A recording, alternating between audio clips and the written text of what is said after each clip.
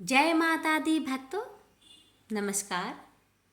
आप सभी श्रद्धालु जन पर माँ भगवती की असीम कृपा सदा बनी रहे। आज आषाढ़ मास की गुप्त नवरात्रि का चौथा दिन है और यह शुभ दिवस समर्पित है दिव्य शक्ति श्री विद्या स्वरूपा जगदम्बा षोडशी माता को। आज के इस वीडियो में आप श्रवण करेंगे गुप्त नवरात्रि की व्रत कथा जो उजागर करती है इस रहस्यमयी साधना काल का महत्व। जानेंगे इस दिन व्रत रखने की महिमा और विधि जिससे माँ शीघ्र प्रसन्न होती है। साथ ही जानेंगे इस दिन के विशेष उपाय जो जीवन की बाधाओं को दूर करते हैं। साथ में सुनेंगे षोडशी देवी की व्रत कथा जिनकी आराधना से आत्मा को परम सौंदर्य, शांति और सिद्धि प्राप्त होती है। और फिर श्रवण करेंगे श्री दुर्गा सप्तशती पाठ के चौथे दिन की अध्याय और अंत में होगा श्री दुर्गा कवच पाठ जो आपके जीवन की हर दिशा में सुरक्षा का कवच बन जाता है। भक्तों, एक निवेदन है आपसे, कथा को अधूरी ना छोड़े क्योंकि माँ का पूर्ण आशीर्वाद केवल पूर्ण श्रद्धा पर ही बरसता है। तो आइए बड़े ही श्रद्धा और प्रसन्न मन से माँ का ध्यान करते हुए इस दिव्य कथाओं का श्रवण करें और अपने जीवन को मंगलमयी बनाए। प्रेम से बोलिए जय माता दी। कथा इस प्रकार है, बहुत प्राचीन काल की बात है। त्रेता युग में देवऋषि नारद जी परम तपस्विनी अनुसुईया माता के आश्रम में पहुंचे। वहां उन्होंने देखा कि अनुसुईया माता एक कन्या की पूजा कर रही है जो रूपवती, तेजस्विनी और अत्यंत दिव्य स्वरूप की थी। नारद जी ने पूछा, माते आप किस कन्या की पूजा कर रहे हैं? यह तो कोई साधारण कन्या नहीं लगती बल्कि स्वयं भगवती का साक्षात रूप प्रतीत होती है। अनुसुईया माता ने अत्यंत भावपूर्ण स्वर में कहा, हे देवऋषि, यह कोई साधारण कन्या नहीं है, यह स्वयं षोडशी देवी है, त्रिपुरा सुंदरी, परम शक्ति। इनकी आराधना करने से भोग और मोक्ष दोनों की प्राप्ति होती है। यह गुप्त नवरात्रि में विशेष पूजनीय है। फिर माता ने नारद जी को बताया कि कैसे एक समय राजा सुधाकर ने इनकी कृपा से अपने जीवन की सारी बाधाओं को दूर कर दिया।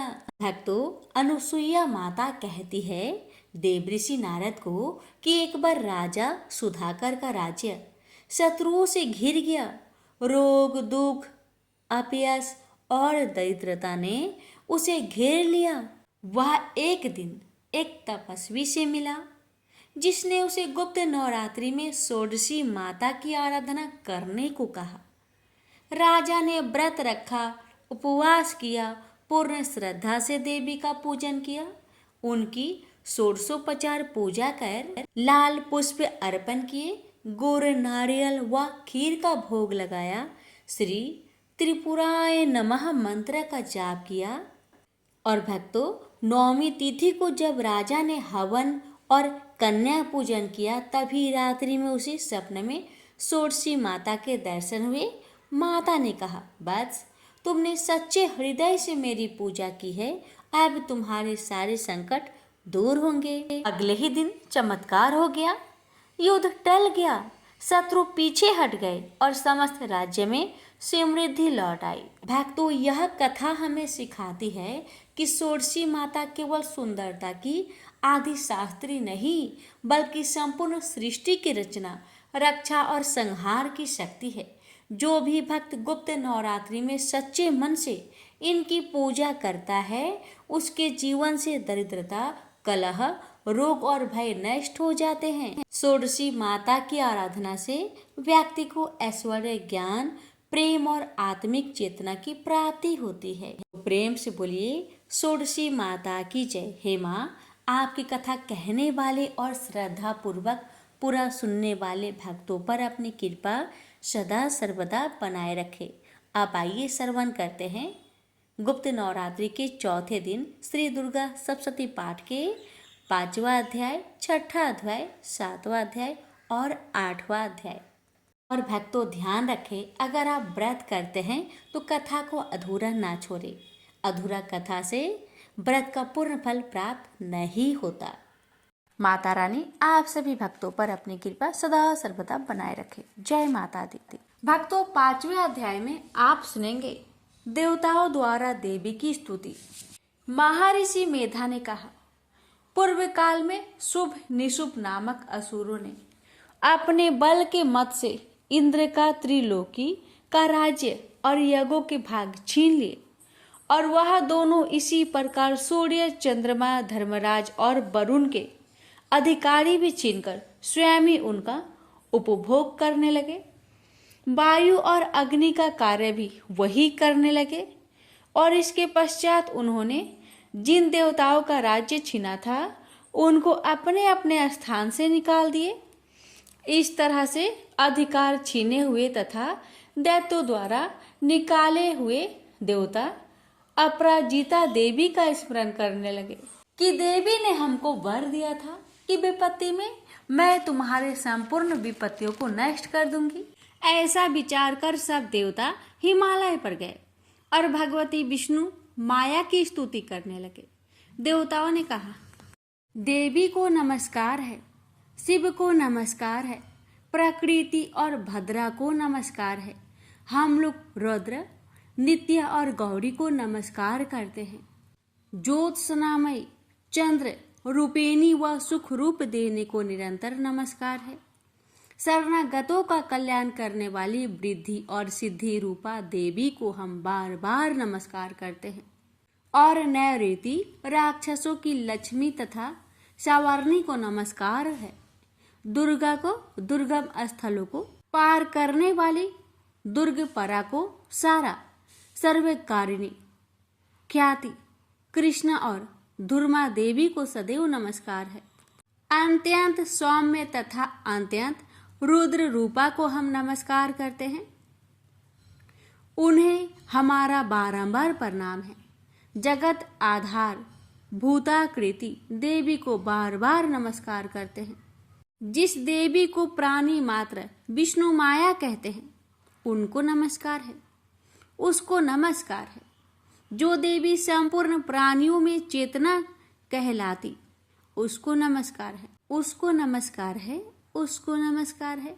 जो देवी संपूर्ण प्राणियों में बुद्धि रूप से स्थित है उसको नमस्कार है, उसको नमस्कार है, उसको नमस्कार है। जो देवी सब प्राणियों में निद्रा रूप से विराजमान है उसको नमस्कार है, उसको नमस्कार है, उसको नमस्कार है। जो देवी संपूर्ण प्राणियों में क्षुधा रूप से विराजमान है उसको नमस्कार है, उसको नमस्कार है, उसको नमस्कार है। हे देवी संपूर्ण प्राणियों में छाया रूप से स्थिति है उसको नमस्कार है, उसको नमस्कार है, उसको नमस्कार है। जो देवी सब प्राणियों में शांति रूप से स्थित है उसको नमस्कार है, उसको नमस्कार है, उसको नमस्कार है। जो देवी सब प्राणियों में श्रद्धा रूप से स्थित है उसको नमस्कार है, उसको नमस्कार है, उसको नमस्कार है। जो देवी सब प्राणियों में कांति रूप में स्थित है उसको नमस्कार है, उसको नमस्कार है, उसको नमस्कार है। जो देवी सब प्राणियों में लक्ष्मी रूप से स्थित है उसको नमस्कार है, उसको नमस्कार है, उसको नमस्कार है। जो देवी संपूर्ण प्राणियों में वृत्ति रूप से स्थित है उसको नमस्कार है, उसको नमस्कार है, उसको नमस्कार है। जो देवी सब प्राणियों में दया रूप से स्थित है उसको नमस्कार है, उसको नमस्कार है, उसको नमस्कार है। जो देवी संपूर्ण प्राणियों में तुष्टि रूप से स्थित है उसको नमस्कार है, उसको नमस्कार है। जो देवी सब प्राणियों में मातृ रूप से विराजमान है उसको नमस्कार है, उसको नमस्कार है, उसको नमस्कार है, उसको नमस्कार है। जो देवी सब प्राणियों में भ्रांति रूप से स्थित है उसको नमस्कार है, उसको नमस्कार है, उसको नमस्कार है। जो देवी सब प्राणियों में नित्य रूप से स्थित है उसको नमस्कार है, उसको नमस्कार है, उसको नमस्कार है। जो देवी संपूर्ण प्राणियों में चैतन्य रूप से स्थित है, उसको नमस्कार है, उसको नमस्कार है, उसको नमस्कार है। जो देवी संपूर्ण प्राणियों में भांति रूप से स्थित है, उसको नमस्कार है, उसको नमस्कार है, उसको नमस्कार है। जो देवी संपूर्ण प्राणियों में नित्य व्याप्त रहती है, उसको नमस्कार है। जो देवी चैतन्य रूप से इस संपूर्ण संसार को व्याप्त करके स्थित है, उसको नमस्कार है, उसको नमस्कार है, उसको नमस्कार है। पूर्व काल में देवताओं ने अपने अभीष्ट फल पाने के लिए जिसको स्तुति की है और देवराज इंद्र ने बहुत दिनों तक जिसका सेवन किया है, वह कल्याण की साधना भूता ईश्वरी हमारा कल्याण और मंगल करे तथा सारी विपत्तियों को नष्ट कर डाले। असुरों के सताए हुए हम संपूर्ण देवता उस परमेश्वरी को इस समय नमस्कार करते हैं तथा जो भक्ति पूर्वक स्मरण किए जाने पर तुरंत ही सब विपत्तियों को नष्ट कर देती है, वह जगदम्बा इस समय भी हमारा मंगल करके और हमारी विपत्तियों को दूर करे। महर्षि मेधा ने कहा, राजन, इस प्रकार जब देवता स्तुति कर रहे थे, उस समय पार्वती देवी गंगा में स्नान करने के लिए आई। तब उनके ही शरीर से प्रकट हुए शिवा देवी बोली, शुभ दैत्य के स्वर्ग से निकाले हुए और निशुंभ से हारे हुए यह देवता मेरी ही स्तुति कर रहे हैं।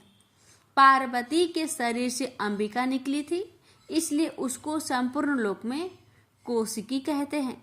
कौशिकी के प्रकट रहने के पश्चात पार्वती देवी के शरीर का रंग काला हो गया और वह हिमालय पर रहने वाली कालिका देवी के नाम से प्रसिद्ध हुई। फिर शुभ और निशुभ के दूत चंडमुंड वहां आए।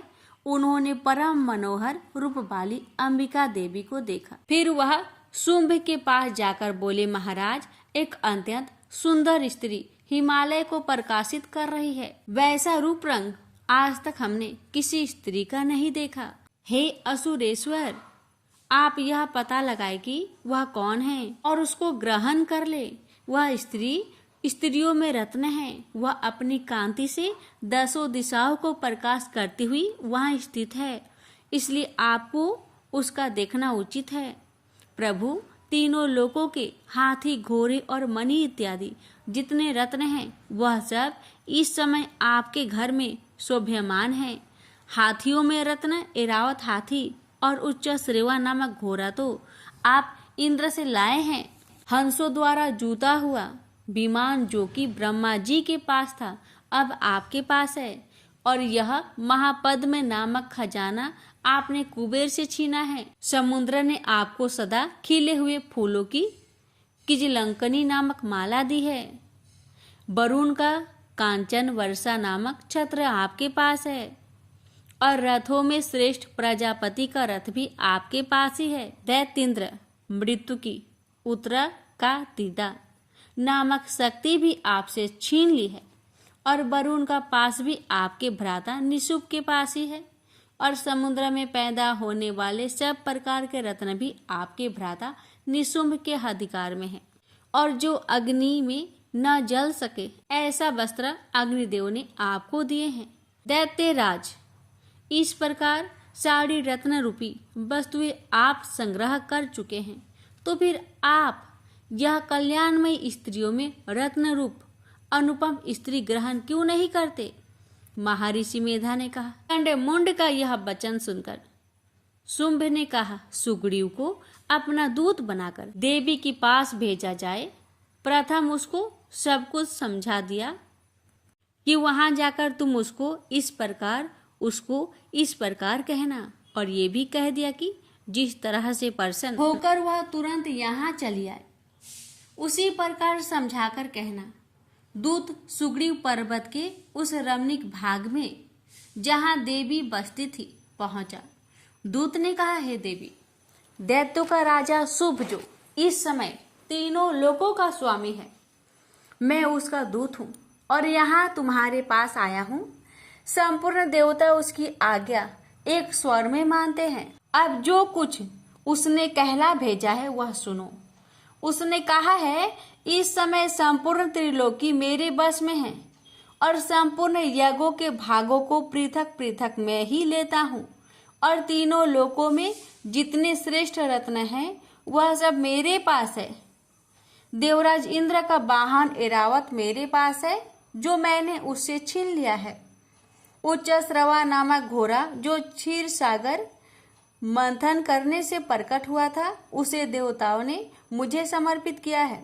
हे सुंदरी, इनके अतिरिक्त और भी जो रत्न भूषण पदार्थ देवताओं के पास थे वह सब मेरे पास है। हे देवी, मैं तुम्हें संसार की स्त्रियों में रत्न मानता हूँ, क्योंकि रत्नों का उपभोग करने वाला मैं ही हूँ। हे चंचल कटाक्षों वाली सुंदरी, अब यह मैं तुझ पर छोड़ता हूँ कि तू मेरे या मेरे भाई महापराक्रमी निशुम्भ की सेवा में आ जाए। यदि तू मुझे बरेगी तो तुझे अतुल महान ऐश्वर्य की प्राप्ति होगी। अतः तुम अपनी बुद्धि से यह विचार कर मेरे पास चली आओ। महर्षि मेधा ने कहा। दूत के ऐसा कहने पर संपूर्ण जगत का कल्याण करने वाली भगवती दुर्गा मन ही मन मुस्कुराई और इस प्रकार कहने लगी। देवी ने कहा, हे दूत, तू जो कुछ कह रहा है वह सत्य है और इसमें किंचित मात्र भी झूठ नहीं है। शुभ इस समय तीनों लोकों का स्वामी है और निशुम्भ भी इसी तरह पराक्रमी है, किंतु इसके संबंध में मैं जो प्रतिज्ञा कर चुकी हूँ उसे मैं कैसे झुठला सकती हूँ। अतः तू मैंने जो प्रतिज्ञा की है उसे सुन। जो मुझे युद्ध में जीत लेगा और मेरे अभिमान को खंडित करेगा और बल में मेरे समान होगा, वही मेरा स्वामी होगा। इसलिए शुंभ अथवा महापराक्रमी निशुंभ यहाँ आवे और युद्ध में जीतकर मुझसे विवाह कर ले। इसमें भला देर की क्या आवश्यकता है। दूत ने कहा, हे देवी, तुम अभिमान में भरी हुई हो, मेरे सामने तुम ऐसी बात ना करो। इस त्रिलोकी में मुझे तो ऐसा कोई दिखाई नहीं देता जो कि शुंभ और निशुंभ के सामने ठहर सके। हे देवी, जब अन्य देवताओं में से कोई शुंभ व निशुंभ के सामने युद्ध में ठहर नहीं सकता, तो फिर तुम जैसी स्त्री उनके सामने रणभूमि में ठहर सकेगी। जिन शुंभ आदि असुरों के सामने इंद्र आदि देवता नहीं ठहर सके, तो फिर तुम अकेली स्त्री उनके सामने कैसे ठहर सकोगी। अतः तुम मेरा कहना मानकर उनके पास चली चलो, नहीं तो जब वह तुम्हें केस पकड़कर घसीटते हुए ले जावेंगे तो तुम्हारा गौरव नष्ट हो जाएगा। इसलिए मेरी बात मान लो। देवी ने कहा, जो कुछ तुमने कहा ठीक है। शुंभ और निशुंभ बड़े बलवान हैं, लेकिन मैं क्या कर सकती हूँ, क्योंकि मैं बिना विचारे प्रतिज्ञा कर चुकी हूँ। इसलिए तुम जाओ और मैंने जो कुछ कहा है वह सब आदर पूर्वक असुरेंद्र से कह दो। इसके पश्चात जो वह उचित समझे कर ले। जय माता दी। छठे अध्याय में सुनेंगे धूम्रलोचन वध की कथा। महर्षि मेधा ने कहा, देवी की बात सुनकर दूत क्रोध में भरा हुआ वहां से असुरेंद्र के पास पहुंचा और सारा वृत्तांत उसे कह सुनाया। दूत की बात सुन असुरेंद्र के क्रोध का पारावार न रहा और उसने अपनी सेनापति धूम्रलोचन से कहा, धूम्रलोचन, तुम अपनी सेना सहित शीघ्र वहां जाओ और उस दुष्टा को केसों से पकड़कर घसीटते हुए यहाँ ले आओ। यदि उसकी रक्षा के लिए कोई दूसरा खड़ा हो, चाहे वह देवता, यक्ष अथवा गंधर्व ही क्यों ना हो, उसको तुम अवश्य मार डालना। महर्षि मेधा ने कहा। शुंभ के इस प्रकार आज्ञा देने पर धूम्रलोचन 60,000 राक्षसों की सेना को साथ लेकर वहां पहुंचा और देवी को देख ललकार कर कहने लगा, अरे तू शुभ और निशुभ के पास चल। यदि तू प्रसन्नता पूर्वक मेरे साथ न चलेगी तो मैं तुझे केसों से घसीटता हुआ ले चलूंगा। देवी कहने लगी, असुरेंद्र का भेजा हुआ तेरे जैसा बलवान यदि बलपूर्वक मुझे ले जावेगा तो ऐसी दशा में मैं तुम्हारा क्या कर सकती हूँ। महर्षि मेधा ने कहा। ऐसा कहने पर धूम्रलोचन उसकी ओर लपका, किंतु देवी ने उसे अपनी हुक्कार से ही भस्म कर डाला। यह देखकर असुर सेना क्रोध होकर देवी की ओर बढ़ी, परंतु अंबिका ने उन पर तीखे बाणों, शक्तियों तथा फरसों की वर्षा आरंभ कर दी। इतने में देवी का वाहन भी अपनी ग्रीवा के बालों को झटकता हुआ और बड़ा भारी शब्द करता हुआ असुर सेना में कूद पड़ा। उसने कई असुर अपने पंजों से, कई अपने जबड़ा से और कई को धरती पर पटक कर अपने दांतों से घायल करके मार डाला।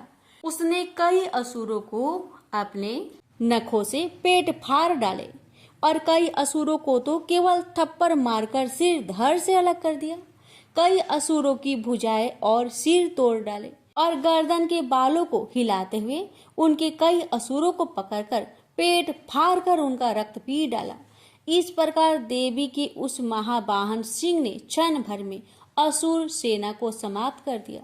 शुंभ ने यह सुना कि देवी ने धूम्रलोचन असुर को मार डाला है और उसके सिंह ने सारी सेना का संहार कर दिया।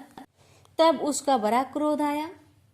उसके मारे क्रोध के होठ फरकने लगे और उसने चंड और मुंड नामक महाअसुरों को आज्ञा दी, हे चंड, हे मुंड, तुम अपने साथ एक बड़ी सेना लेकर वहां जाओ और उस देवी के बाल पकड़कर और बांधकर तुरंत यहाँ ले आओ।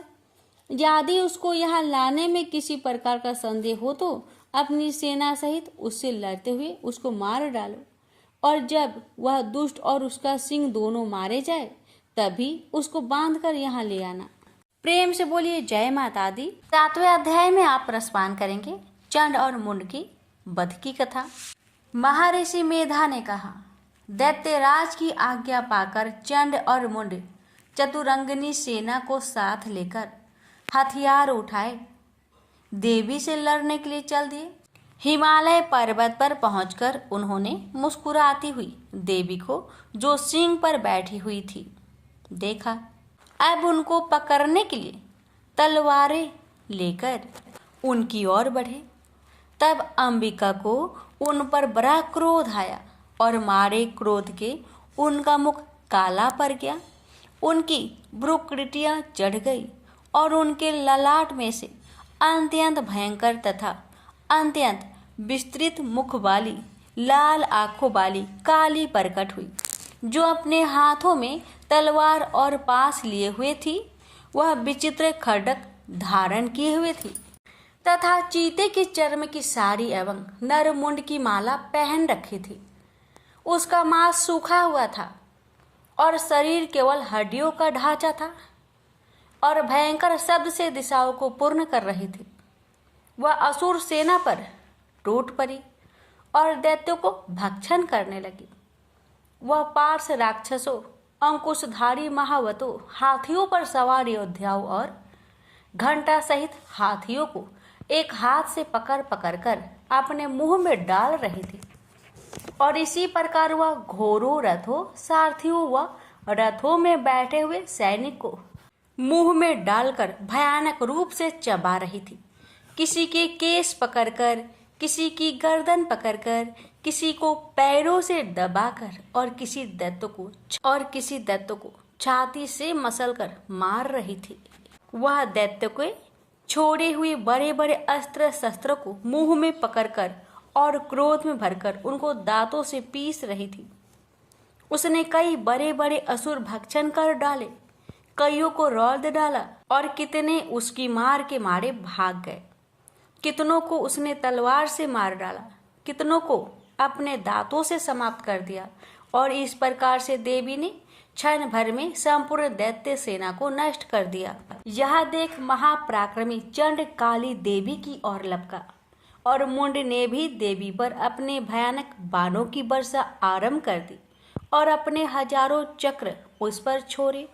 उस समय वह चमकते हुए बाण व चक्र देवी के मुख में प्रविष्ट हुए इस प्रकार दिख रहे थे, जैसे मानो बहुत से सूर्य मेघों की घटा में प्रविष्ट हो रहे हो।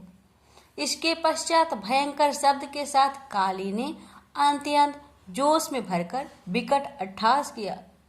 उस समय उसका भयंकर मुख देखा न जाता था और उसमें से उसके श्वेत दांत दिखाई दे रहे थे। फिर उसने तलवार हाथ में लेकर हू शब्द कहकर उसके ऊपर आक्रमण किया और उसके केस पकड़कर उसका सिर काटकर अलग कर दिया। चंड को मरा हुआ देखकर मुंड देवी की ओर लपका, परंतु क्रोध में भर उसे भी अपनी तलवार से यमलोक पहुंचा दिया। चंड और मुंड को मरा हुआ देखकर उसकी बाकी बची हुई सेना वहां से भाग गई। उसके पश्चात काली चंड और मुंड के कटे हुए सिरों को लेकर चंडिका के पास गई और प्रचंड अट्ठास के साथ कहने लगी, ले देवी, चंड और मुंड दो महादैत्यों को मारकर तुम्हारी भेंट कर दिया। अब शुभ और निशुभ को तुमको स्वयं वध करना है। महर्षि मेधा ने कहा। वहां लाए हुए चंड और मुंड के सिरों को देखकर कल्याणमयी चंडी ने काली से मधुर वाणी में कहा, देवी, तुम चूंकि चंड और मुंड को मारकर मेरे पास लेकर आई हो, अतः संसार में चामुंडा के नाम से तुम्हारी ख्याति होगी। प्रेम से बोलिए जय माता दी। 8वें अध्याय का रसपान करेंगे। इस अध्याय में सुनिए रक्त बीज की वध की कथा।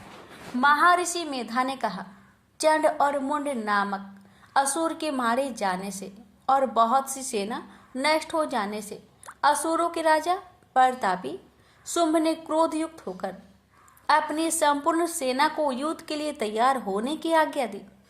उसने कहा, आज उदयुद्ध नामक 86 असुर सेनापति अपनी सेनाओं के साथ युद्ध के लिए जाए और कंबू नामक 84 सेनापति भी वहां आए और कोटि वीर्य नामक 50 सेनापति और धूम्रकुल के 100 सेनापति प्रस्थान करे। काल, द्रोहड, मार्य और कालके यह दैत्य भी मेरी आज्ञा से सजकर युद्ध के लिए कूच करे। भयानक शासन करने वाला असुरों का स्वामी शुभ इस प्रकार आज्ञा देकर बहुत बड़ी सेना को साथ युद्ध के लिए चला। उसकी सेना को अपनी ओर आता देखकर चंडिका ने अपनी धनुष की टंकार से पृथ्वी और आकाश के बीच का भाग गुज्जा दिया। राजन, इसके पश्चात देवी के सिंह ने दहाड़ना आरंभ कर दिया और अंबिका को घंटे के शब्दों ने उसको और भी बढ़ा दिया। धनुष की टंकार, शेर की दहाड़ और घंटे के शब्द से पृथ्वी और आकाश के बीच का भाग गूंज उठा और इसके साथ ही देवी ने अपने मुख को और भी भयानक बना लिया। ऐसे भयंकर शब्द को सुनकर राक्षस सेना ने देवी तथा उसके इर्द गिर्द घेरा डाल दिया। राजन, उस समय दैत्यों के नाश के लिए और देवताओं के हित के लिए ब्रह्मा, शिव, कार्तिकेय, विष्णु तथा इंद्र आदि देवों की शक्तियां जो अत्यंत पराक्रम और बल से संपन्न थी, उनके शरीर से निकलकर उसी रूप में चंडिका देवी के पास गई। जिस देवता का जैसा रूप था, जैसे आभूषण थे और जैसा वाहन था, वैसा ही रूप, आभूषण और वाहन लेकर उन देवताओं की शक्तियां दैत्यों से युद्ध करने के लिए आई। हंस युक्त विमान में बैठकर और रुद्राक्ष की माला तथा कमंडलू धारण करके ब्रह्मा जी की शक्ति आई। वृषभ पर सवार होकर, हाथ में त्रिशूल लेकर, महानाग का कंकन पहनकर और चंद्र रेखा से भूषित होकर भगवान शंकर की शक्ति महेश्वरी आई और मोर पर आरूढ़ होकर हाथ में शक्ति लिए दैत्यों से युद्ध करने के लिए कार्तिकेय जी की शक्ति उन्हीं का रूप धारण करके आई। भगवान विष्णु की शक्ति गरुड़ पर सवार होकर शंख, चक्र, गदा, धनुष तथा खड्ग हाथ में लिए हुए आई। श्री हरि की शक्ति 12 का शरीर धारण करके आई और नरसिंह के समान शरीर धारण करके उनकी शक्ति नरसिंह भी आई। उसकी गर्दन में झटकों से आकाश के तारे टूट पड़ते थे और इसी प्रकार देवराज इंद्र की शक्ति ऐन्द्री भी ऐरावत के ऊपर सवार होकर आई। पश्चात इन देव शक्तियों से घिरे हुए भगवान शंकर ने चंडिका से कहा, मेरी प्रसन्नता के लिए तुम शीघ्र ही इन असुरों को मारो। इसके पश्चात देवी के शरीर में अत्यंत उग्र रूप वाली और सैकड़ों गिदड़ियों के समान आवाज करने वाली चंडिका शक्ति प्रकट हुई। उस अपराजित देवी ने धूमिल जट वाले भगवान शंकर जी से कहा, प्रभु, आप मेरी ओर से दूत बनकर शुभ और निशुंभ के पास जाइए और उन अत्यंत गर्वीले दैत्यों से कहिए तथा उनके अतिरिक्त और भी दैत्य वहां युद्ध के लिए उपस्थित हो, उनसे भी कहिए, जो तुम्हें अपने जीवित रहने की इच्छा हो तो त्रिलोकी का राज्य इंद्र को दे दे। देवताओं को उनका यज्ञ भाग मिलना आरंभ हो जाए और तुम पाताल को लौट जाओ। किंतु यदि बल के गर्भ से तुम्हारी लड़ने की इच्छा हो तो फिर आ जाओ। तुम्हारे मान से मेरी योगिनियां तृप्त होगी। चूंकि उस देवी ने भगवान शंकर को दूत के कार्य में नियुक्त किया था, इसलिए वह संसार में शिव दूती के नाम से विख्यात हुई। भगवान शंकर से देवी का संदेश पाकर दैत्यों का क्रोध का कोई आर पार ना रहा और वह जिस स्थान पर देवी विराजमान थी वहां पहुंचे और जाने के साथ ही उस पर बाणों और शक्तियों की वर्षा करने लगे। देवी ने उनके फेंके हुए बाणों, शक्तियों, त्रिशूल और फरसों को अपने बाणों से काट डाला और काली देवी उस देवी के साथ आगे खड़ी होकर शत्रुओं को त्रिशूल से विदर्न करने लगी और खड्वाक से कुचलने लगी। और ब्रह्मानी जिस तरफ दौड़ती थी उसी तरफ अपने कमंडलों का जल छिड़ककर दैत्यों के वीर्य व बल को नष्ट कर देती थी। और इसी प्रकार माहेश्वरी त्रिशूल से, वैष्णवी चक्र से और अत्यंत कोप वाली कौमारी शक्ति द्वारा असुरों को मार रही थी। और ऐन्द्री के बाजू के प्रहार से सैकड़ों दैत्य रक्त की नदियां बहाते हुए पृथ्वी पर सो गए। बाराही ने कितने ही राक्षसों को अपनी थुथुन द्वारा मृत्यु के घाट उतार दिया। डाढ़ों के अग्रभाग से कितने ही राक्षसों की छाती को चीर डाला और चक्र की चोट से कितने को विदर्न करके धरती पर डाल दिया। बड़े बड़े राक्षसों को नरसिंही अपने नखों से विदर्न करके भक्षण कर रही थी और सिंहनाद से चारों दिशाओं को गुजाती हुई रणभूमि में विचर रही थी। शिवदूती के प्रचंड अट्ठास से कितने ही दैत्य भयभीत होकर पृथ्वी पर गिर पड़े और उसके गिरते ही वह उनको भक्षण कर गई। इस तरह क्रोध में भरे हुए मातृगणों के नाना प्रकार की उपयोगों से बड़े बड़े असुरों को मरते हुए देखकर राक्षसी सेना भाग खड़ी हुई और उनको इस प्रकार भागता देखकर रक्तबीज नामक महापराक्रमी राक्षस क्रोध में भरकर युद्ध के लिए आगे बढ़ा। उसके शरीर से रक्त की बूंदें पृथ्वी पर गिरती थी तो वैसे ही शरीर वाला तथा वैसा बलवान दैत्य पृथ्वी से उत्पन्न हो जाता था। रक्तबीज गदा हाथ में लेकर ऐन्द्री के साथ युद्ध करने लगा। जब ऐन्द्री शक्ति ने अपने वज्र से उसको मारा तो घायल होने के कारण उसके शरीर से बहुत सा रक्त चलने लगा और उसकी प्रत्येक बूंद से उसके समान ही बलवान तथा महापराक्रमी अनेकों दैत्य भयंकर रूप में प्रकट हो गए। वह सब के सब दैत्य रक्तबीज के समान ही बलवान तेज वाले थे। वो भी भयंकर अस्त्र शस्त्र लेकर देवियों के साथ लड़ने लगे। जब ऐन्द्री के वज्र प्रहार से हजारों से उसके मस्तक पर चोट लगी और रक्त बहने लगा तो उसमें से हजारों पुरुष उत्पन्न हो गए। वैष्णवी ने चक्र से और ऐन्द्री ने गदा से रक्तबीज को चोट पहुंचाई और वैष्णवी के चक्र से घायल होने पर उसके शरीर से जो रक्त बहा उससे हजारों महाअसुर उत्पन्न हुए जिनके द्वारा यह संपूर्ण जगत व्याप्त हो गया। कौमारी ने शक्ति से, बाराही ने खड्ग से और मातेश्वरी ने त्रिशूल से उसको घायल किया। इस प्रकार क्रोध में भरकर उस महादैत्य ने सब माताओं पर पग पृथक गदा से प्रहार किया और माताओं ने शक्ति और शूल इत्यादि से उसको जो बार बार घायल किया उससे सैकड़ों महादैत्य उत्पन्न हुए। इस प्रकार उस रक्त बीज के चक्र से उत्पन्न हुए असुरों से संपूर्ण जगत व्याप्त हो गया, जिससे देवताओं को भय हुआ। देवताओं को भयभीत देखकर चंडिका ने काली से कहा, चामुंडे अपने मुख को बड़ा करो और मेरे शस्त्रघात से उत्पन्न हुए रक्त बिंदुओं तथा रक्त बिंदुओं से उत्पन्न हुए महाअसुरों को तुम अपने इस मुख से भक्षण करती जाओ। इस प्रकार रक्त बिंदुओं से उत्पन्न हुए महादैत्य को भक्षण करते हुए तुम रण में विचरो। इस प्रकार रक्त चिन्ह होने से यह दैत्य नष्ट हो जाएंगे। तुम्हारे भक्षण करने के कारण अन्य दैत्य उत्पन्न नहीं होंगे। काली से इस प्रकार कहकर चंडिका देवी ने रक्त बीज पर अपने त्रिशूल से प्रहार किया और काली देवी ने अपने मुख में उसका रक्त ले लिया। तब उसने अपनी गदा से चंडिका पर प्रहार किया। प्रहार से चंडिका को तनिक भी कष्ट ना हुआ। हाँ, उसके शरीर से बहुत सा रक्त बहने लगा, लेकिन उसके गिरने के साथ ही काली ने उसको मुख में ले लिया।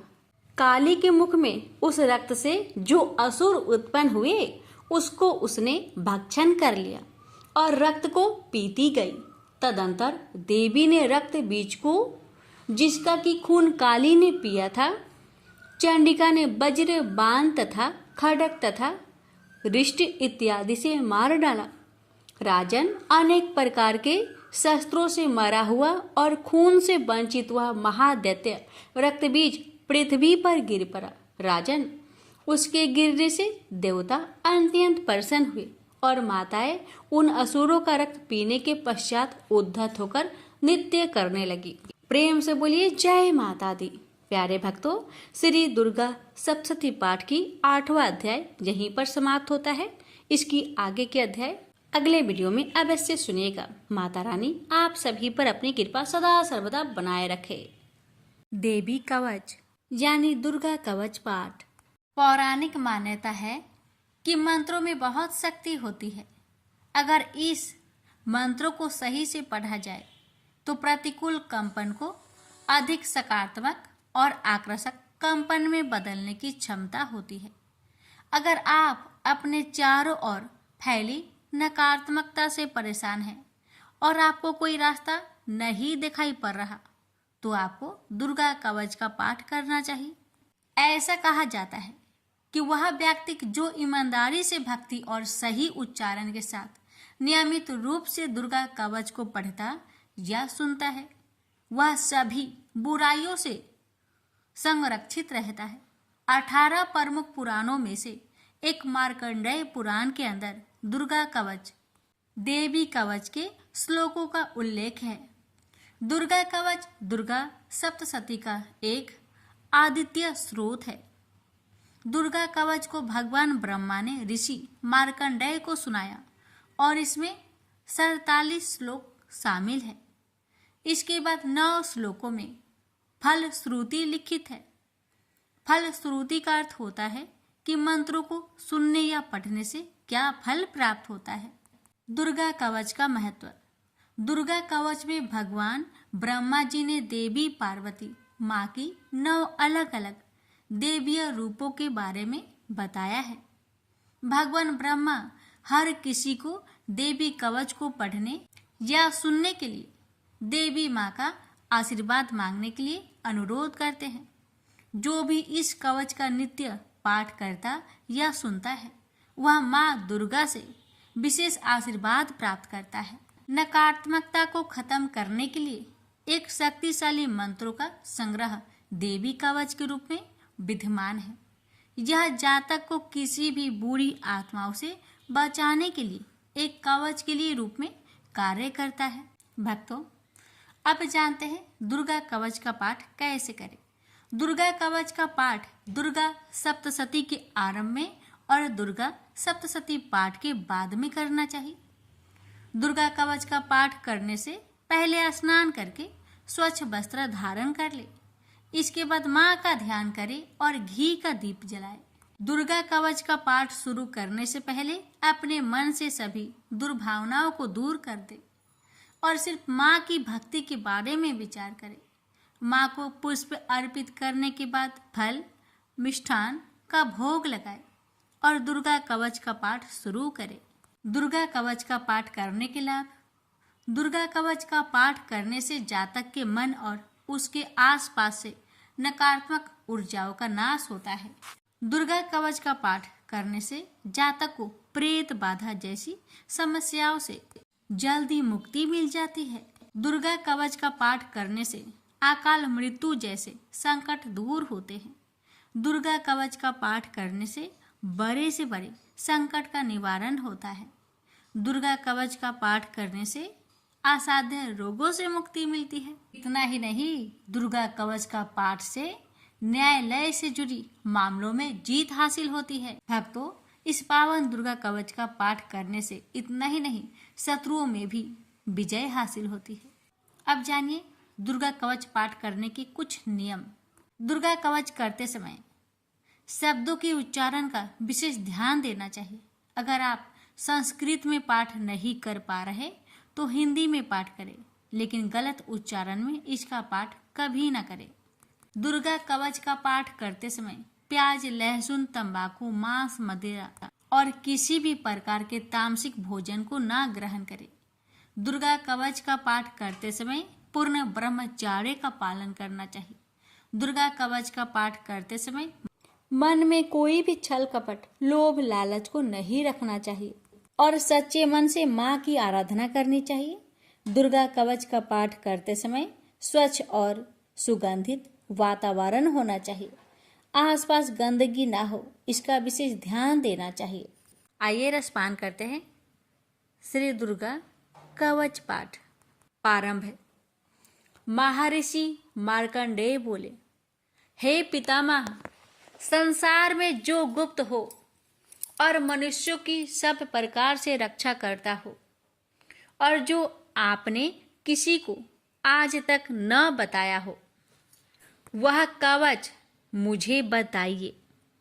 श्री ब्रह्मा जी कहने लगे, अत्यंत गुप्त व सब प्राणियों की भलाई करने वाला कवच मुझसे सुनो।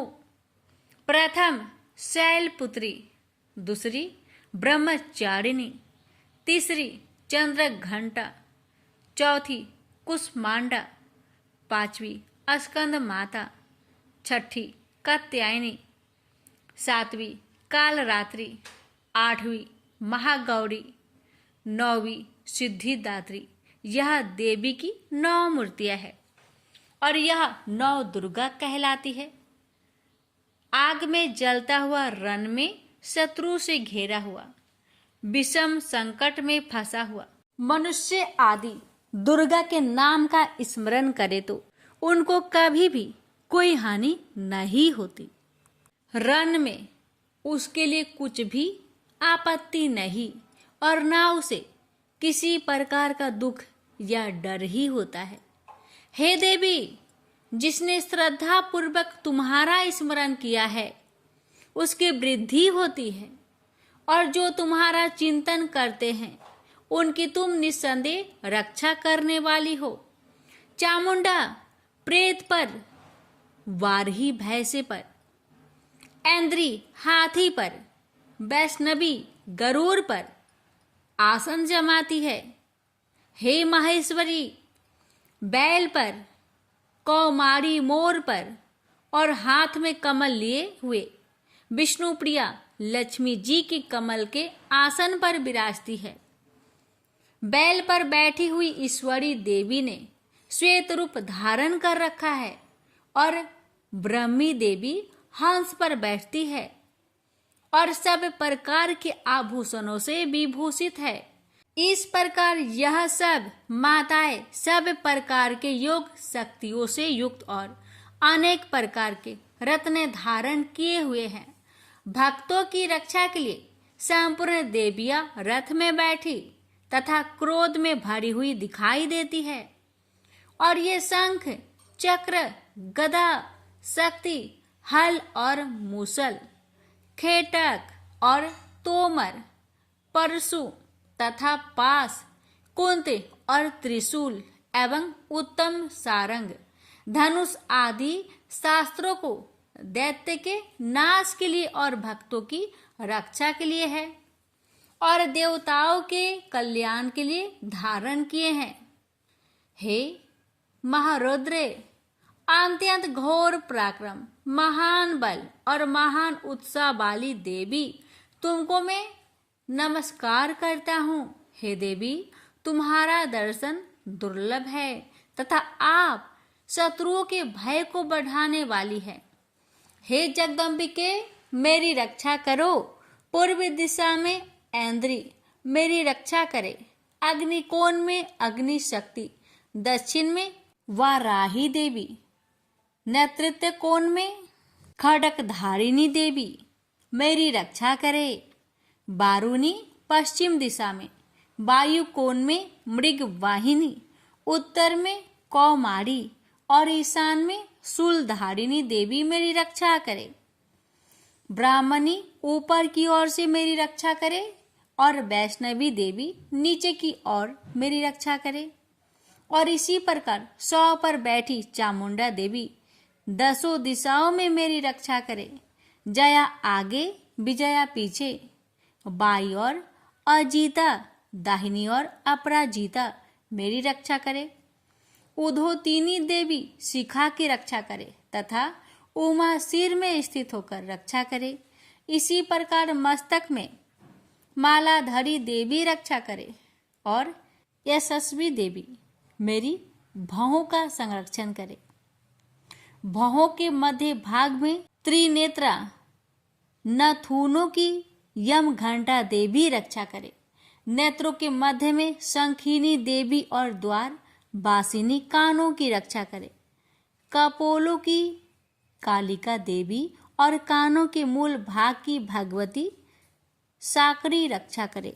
सुगंधा नासिका में और चर्चिका ऊपर की होठ में और अमृत कला नीचे की होठ की सरस्वती देवी जीभ की रक्षा करे।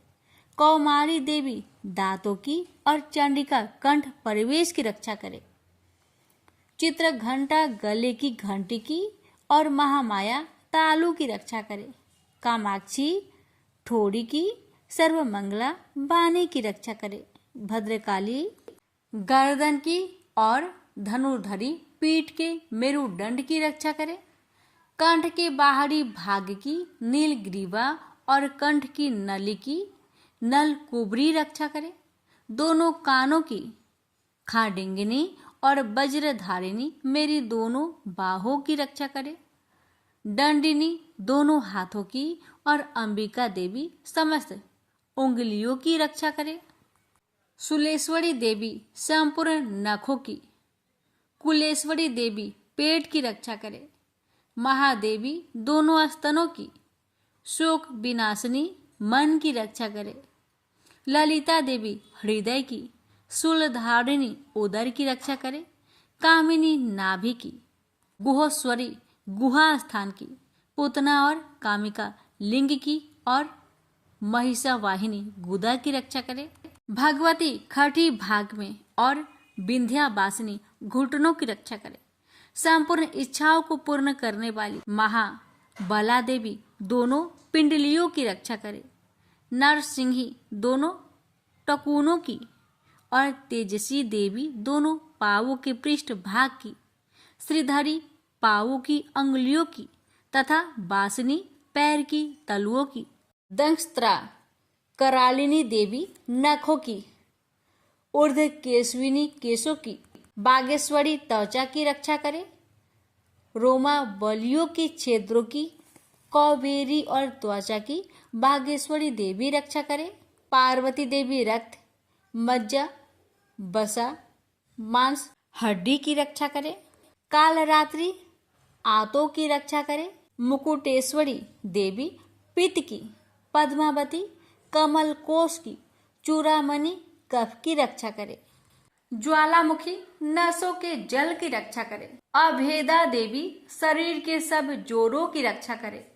ब्राह्मणी मेरे वीर्य की, क्षत्रेश्वरी छाया की और धर्म धारिणी मेरे अहंकार मन तथा बुद्धि की रक्षा करे। प्राण अपान समान उदान और व्यान की वज्रहस्ता देवी रक्षा करे। कल्याण शोभना मेरे प्राण की रक्षा करे। रस, रूप, गंध, शब्द और स्पर्श इन विषयों का अनुभव करते समय योगिनी देवी मेरी रक्षा करे तथा मेरे सत्वगुण, रजोगुण, तमोगुण की रक्षा नारायणी देवी करे। आयु की रक्षा बाराही देवी करे। वैष्णवी धर्म की तथा चक्रिनी देवी मेरी यश, कृति, लक्ष्मी, धन, विद्या की रक्षा करे। इंद्राणी मेरे शरीर की रक्षा करे और हे चंडिके आप मेरे पशुओं की रक्षा करें। महालक्ष्मी मेरे पुत्रों की रक्षा करे और भैरवी मेरी पत्नी की रक्षा करे। मेरे पथ की सुपथा तथा मार्ग की क्षमा करी देवी रक्षा करे। राजा के दरबार में महालक्ष्मी तथा सब और व्याप्त रहने वाली विजया देवी चारों ओर से मेरी रक्षा करे। जो स्थान रक्षा से रहित हो और कवच में रच गया हो, उसका पापों का नाश करने वाली जयंती देवी रक्षा करे। अपना शुभ चाहने वाले मनुष्य को बिना कवच के एक पग भी कहीं न जाना चाहिए, क्योंकि कवच रखने वाला मनुष्य जहां भी जाता है वहां उसे अवश्य धन लाभ होता है तथा विजय प्राप्त करता है।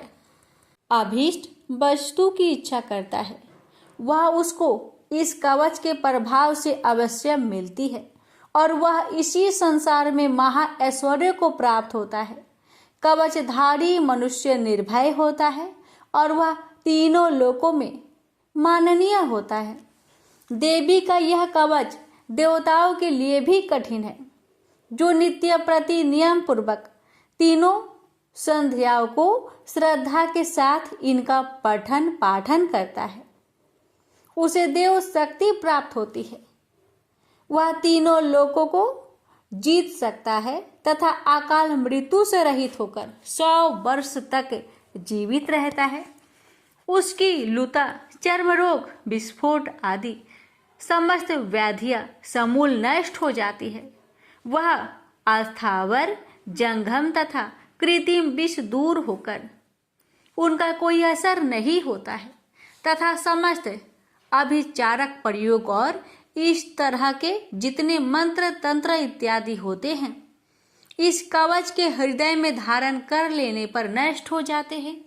इसके अतिरिक्त पृथ्वी पर विचरने वाला भूचर, नभचर, जलचर प्राणी, उपदेश मात्र से सिद्ध होने वाले निम्न कोटि के देवता, जन्म के साथ प्रकट होने वाले देवता, कुल देवता, कंठमाल आदि डाकिनी शाकिनी, अंतरिक्ष में विचरने वाली अत्यंत बलवती भयानक डाकिनियां, गृह भूत, यक्ष, गंधर्व, राक्षस, ब्रह्म राक्षस, बैताल, कुष्मांड और भैरव आदि अनिष्ट कारक देवता भी उस मनुष्य को जिसने कि अपने हृदय में यह कवच धारण किया हुआ देखते ही भाग जाते हैं। इस कारण कवच के धारण करने से मान और तेज बढ़ता है। जो मनुष्य इस कवच का पाठ करके उसके पश्चात सप्तशती चंडी का पाठ करता है, उसका यश जगत में विख्यात होता है। और जब तक वन पर्वत और कना आदि इस भूमंडल पर स्थित है, तब तक यह पुत्र पौत्र आदि संतान परंपरा बनी रहती है। फिर देहांत होने पर ऐसा मनुष्य परम पद को प्राप्त होता है, जो देवताओं के लिए भी कठिन है, और अंत में सुंदर रूप को धारण करके भगवान शंकर के साथ आनंद करता हुआ परम मोक्ष को प्राप्त होता है। प्रेम से बोलिए जय माता दी। माता, इस दुर्गा कवच पाठ करने में हमसे अगर कोई गलती हुई हो उसे क्षमा करे। हे माता, कथा कहने वाले पर, सुनने वाले पर अपनी कृपा बनाए रखे। जय माता दी। अब भक्तों रसपान करेंगे अर्थ और गला श्रोतम। मार्कंडेय जी कहते हैं, जयंती मंगला काली, भद्र काली, कपालिनी, दुर्गा, क्षमा शिवा, धात्री, स्वाहा और स्वधा, इन नामों से प्रसिद्ध देवी, तुम्हें मैं नमस्कार करता हूँ। हे देवी, तुम्हारी जय हो। प्राणियों के संपूर्ण दुख हरने वाली तथा सब में व्याप्त रहने वाली देवी, तुम्हारी जय हो। काल रात्रि तुम्हें नमस्कार है। मधु और केटभ दैत्य का वध करने वाली, ब्रह्मा को वरदान देने वाली देवी, तुम्हें नमस्कार है। तुम मुझे रूप दो, जय दो, यश दो और काम क्रोध आदि शत्रुओं का नाश करो। महिषासुर का नाश करने वाली तथा भक्तों को सुख देने वाली देवी, तुम्हें नमस्कार है। तुम मुझे सुंदर स्वरूप दो, विजय दो और मेरे शत्रुओं को नष्ट करो। हे रक्त बीज का वध करने वाली, हे चंड मुंड को नाश करने वाली, तुम मुझे रूप दो, जय दो, यश दो और काम क्रोध आदि शत्रुओं का नाश करो। हे शुभ, निशुभ और धूम्राक्ष राक्षस का मर्दन करने वाली देवी, मुझको स्वरूप दो, विजय दो और मेरे शत्रुओं का नाश करो। हे पूजित चरण युगल वाली देवी, हे संपूर्ण सौभाग्य प्रदान करने वाली देवी, तुम रूप दो, जय दो, यश दो और काम क्रोध आदि शत्रुओं का नाश करो। हे देवी, तुम्हारे रूप और चरित्र अमित है, तुम सब शत्रुओं का नाश करने वाली हो। मुझे रूप, जय, यश दो और काम क्रोध आदि शत्रुओं का नाश करो। पाप को दूर करने वाली चंडिके, इस संसार में जो भक्ति से तुम्हारा पूजन करते हैं उनको तुम रूप तथा विजय और यश दो तथा उनके शत्रुओं का नाश करो।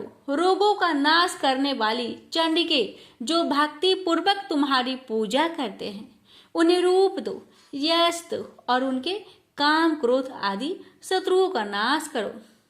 हे चंडिके, इस संसार में जो भक्ति से तुम्हारी पूजा करते हैं उनको तुम विजय और यश दो तथा उनके शत्रुओं का नाश करो। हे देवी, मुझे सौभाग्य दो और आरोग्य दो, परम सुख दो, रूप दो, जय दो, यश दो और मेरे काम क्रोध आदि शत्रुओं का नाश करो। हे देवी, जो मुझसे वैर रखते हैं उनका नाश करो और मुझे अधिक बल प्रदान कर रूप, जय, यश दो और मेरे शत्रुओं का संहार करो। हे देवी, मेरा कल्याण करो और मुझे उत्तम संपत्ति प्रदान करो। रूप, जय, यश दो और काम क्रोध आदि शत्रुओं का नाश करो। हे देवता तथा राक्षसों के मुकुट रत्नों से स्पर्श किए हुए चरणों वाली देवी, हे अंबिके, मुझे रूप दो, विजय तथा यश दो और मेरे शत्रुओं का नाश करो। और हे देवी, अपने भक्तों को विद्वान, कीर्तिवान और लक्ष्मीवान बनाओ और उन्हें रूप दो, उन्हें जय दो और उनके शत्रुओं का नाश करो। हे प्रचंड दैत्यों के अभिमान का नाश करने वाली चंडिके, मुझे शरणागत को रूप दो, विजय दो, यश दो और मेरे शत्रुओं का नाश करो। हे चार भुजाओं वाली, हे ब्रह्मा द्वारा प्रशंसित परमेश्वरी, आप मुझे रूप दो, जय दो, यश दो और मेरे शत्रुओं को नष्ट करो। निरंतर भक्ति से भगवान विष्णु से सदा स्तुति की हुई हे अंबिके, रूप, यश, जय दो और मेरे शत्रुओं को नष्ट करो। हिमाचल कन्या पार्वती के भगवान शंकर से स्तुति की हुई है परमेश्वरी, मुझे रूप, जय, यश दो और मेरे शत्रुओं का नाश करो। इंद्राणी के पति इंद्र के द्वारा सद्भाव से पूजित होने वाली परमेश्वरी, मुझे तुम रूप दो, जय दो, यश दो और काम क्रोध आदि शत्रुओं को नष्ट करो। प्रचंड भुजदंड से दैत्यों के घमंडों को नष्ट करने वाली, मुझे रूप दो, जय दो, यश दो और मेरे शत्रुओं का नाश करो। हे देवी, तुम अपने भक्तों को सदा असीम आनंद देती हो। मुझे रूप, जय, यश दो और मेरे काम क्रोध आदि शत्रुओं को नष्ट करो। देवी, मेरी इच्छा अनुसार चलने वाली सुंदर स्त्री मुझे प्रदान करो कि संसार सागर से तरने वाली तथा उत्तम कुल में उत्पन्न हुई हो। जो मनुष्य पहले इस स्रोतम का पाठ करता है और फिर सप्तशती रूपी महास्रोत का पाठ करता है, वह सप्तशती की जप संख्या से मिलने वाले श्रेष्ठ फल को प्राप्त होता है और उसके साथ ही उसे प्रचुर धन भी प्राप्त होता है। प्रेम से बोलिए जय माता दी। भक्तों, रसपान करे अर्थ किलक स्रोतम। महर्षि मार्कंडेय बोले, निर्मल ज्ञान रूपी शरीर धारण करने वाली, देवत्रय रूप दिव्य तीन नेत्र वाली, जो कल्याण प्राप्ति के हेतु है तथा अपने मस्तक पर अध्र चंद्र धारण करने वाली है, उन भगवान शंकर को नमस्कार है। जो मनुष्य अभिकीलक मंत्रों को जानता है वही पुरुष कल्याण को प्राप्त करता है।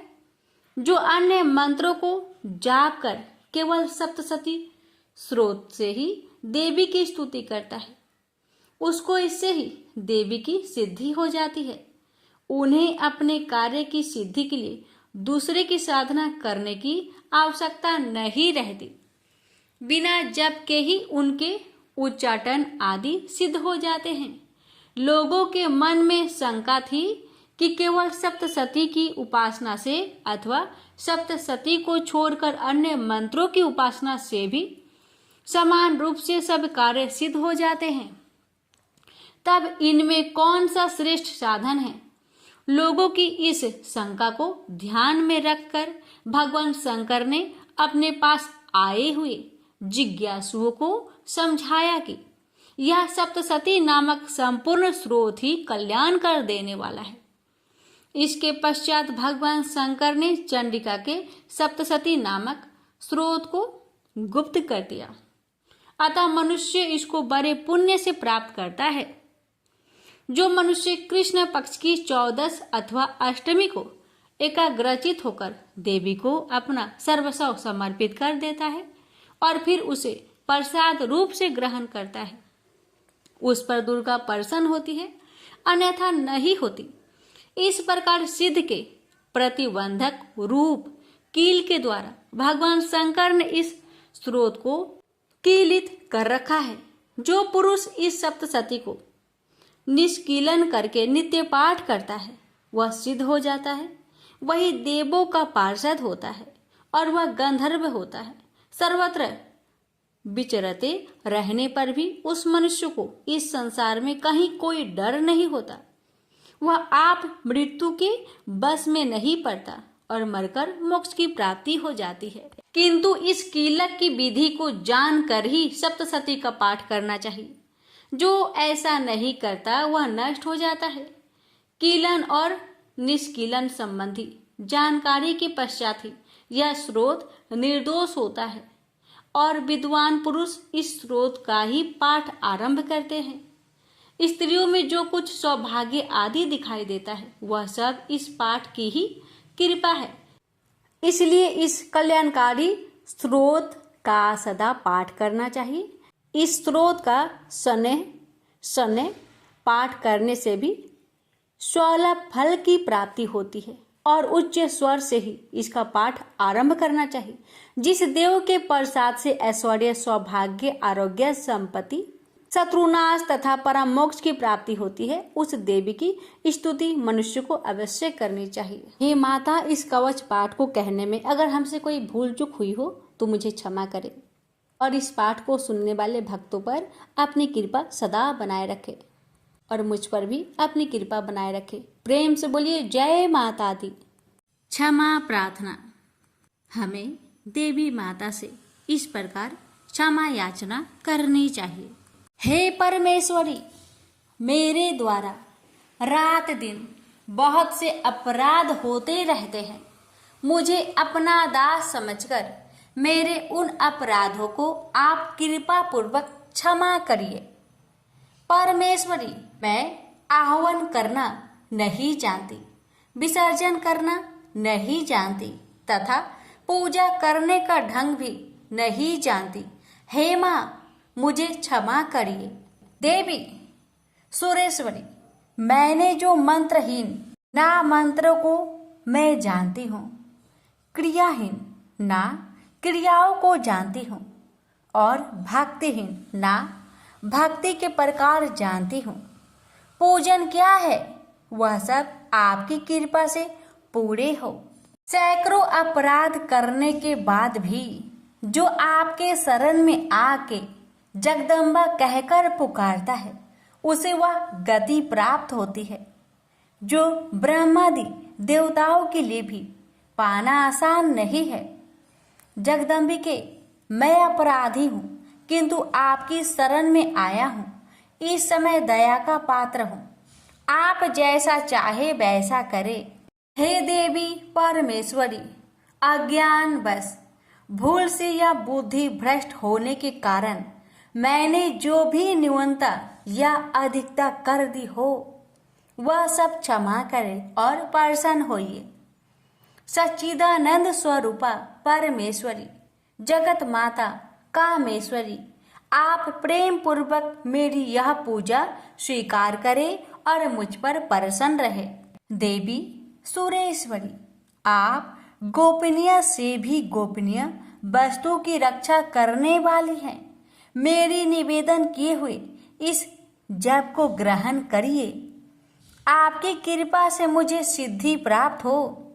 इस प्रकार क्षमा प्रार्थना मंत्र के पाठ से दुर्गा माता आपके जाने अनजाने में हुए सारे अपराधों को क्षमा करेंगी और उनकी कृपा सदैव आपके ऊपर बनी रहेगी। तो प्रेम से बोलिए जगदम्बा माता की जय।